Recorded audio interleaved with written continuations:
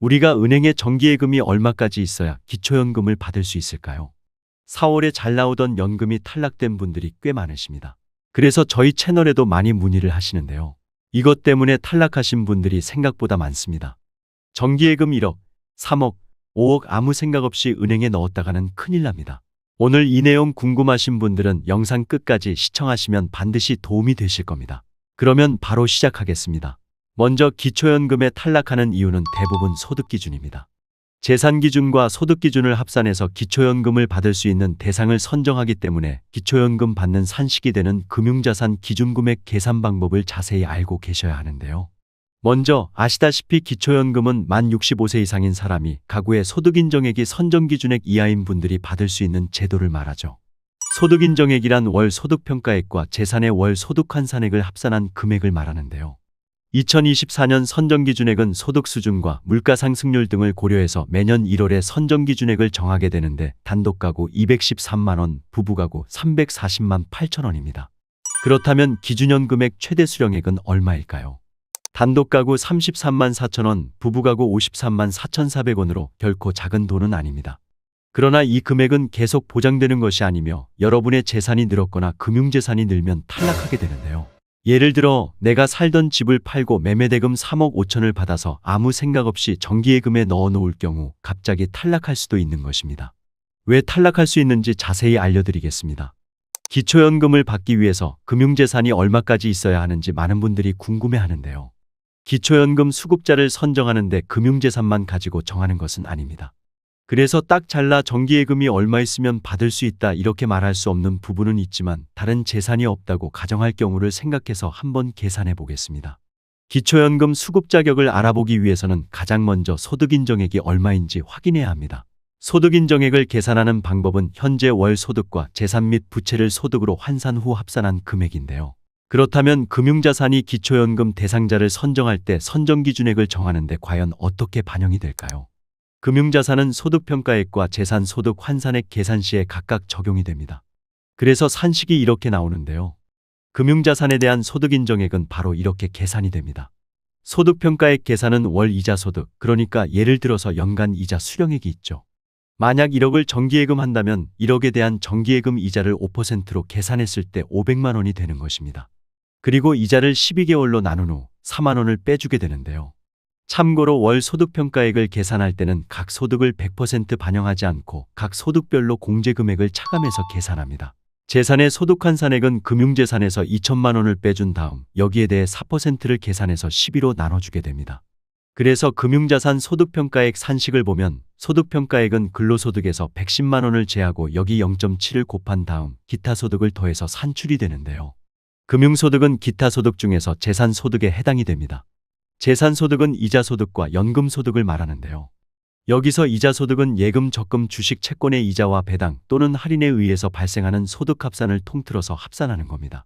기타소득에는 사업소득과 재산소득이 있는데 사업소득은 기타소득과 임대소득의 합이고 재산소득은 이자소득과 연금소득의 합입니다. 금융재산 계산 방법은 이렇게 요구불예금, 저축성예금, 주식, 수익증권, 채권, 어음, 수표 등이 있는데요. 저축성예금은 잔액 기준으로 평가를 하게 되어 있습니다. 정기예금 같은 경우는 잔액 기준입니다. 그래서 금융재산 2천만 원 기본 공제를 하게 되는데요. 금융재산은 무조건 합산한 것이 아니라 부부 합산 2천만 원을 기본적으로 공제해 줍니다. 그래서 단순 금융재산만을 가지고 소득 환산액 공식을 이용해서 소득인정액을 계산해 보면 금융재산 정기예금 1억 원이 있다고 가정할 경우 소득인정액은 26만 원이 되는데요. 금융재산 1억 원 정기예금 기준으로 1억 원에서 2천만 원을 공제하고 나머지 8천만 원에 대한 소득환산율 4%를 곱하여 12를 나눠줄 경우 26만 원이 됩니다. 따라서 소득인정액은 26만 원이 되는 것입니다. 그런데 돈을 은행에 넣어두면 원금만 있는 것이 아니라 이자도 붙겠죠. 그래서 이 이자소득에 대한 계산도 포함시켜야 합니다.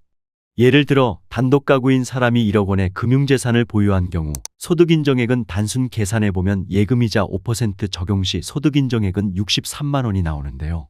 따라서 재산 없이 금융재산만 있다고 가정하면 기초연금 수령 대상자가 될 수 있습니다. 그런데 금융자산 3억 원을 보유했다면 소득인정액이 214만 원이 되고 기초연금 수급 산정기준액 213만 원을 초과하게 되어서 이런 경우 기초연금을 수령할 수 없게 됩니다. 이 부분 반드시 염두에 두셔야겠습니다. 정리한 표를 보시면 재산소득액이 금융재산 1억 원이 있을 경우 26만 원으로 환산이 되고 월 이자 소득은 37만 원이기 때문에 63만 원이 됩니다. 소득인정액은 63만 원이라서 기초연금을 받을 수 있는 반면에 금융재산에 3억 원이 있는 경우에는 재산소득 환산액이 93만 원이 되고 월 이자 소득은 121만 원이 되어서 소득인정액 합산액이 214만 원이기 때문에 단독가구의 경우 탈락할 가능성이 크고 부부가구의 경우에는 받을 수 있을 것으로 예상됩니다.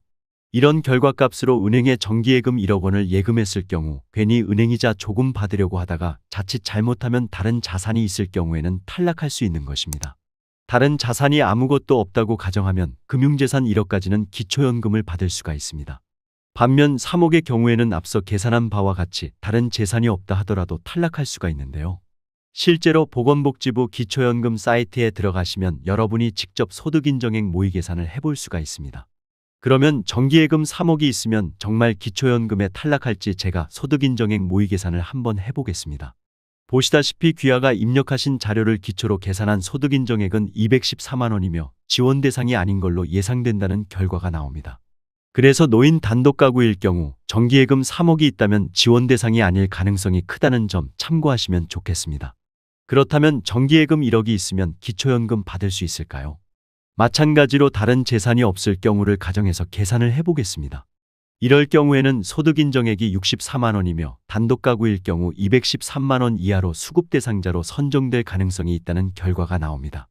금융재산은 실제 자산조사 시에는 금융기관으로부터 정보 시스템을 통해 제공되는 금융정보 등 조회 결과를 바탕으로 연 2회 산정하게 된다는 점 참고하시기 바랍니다.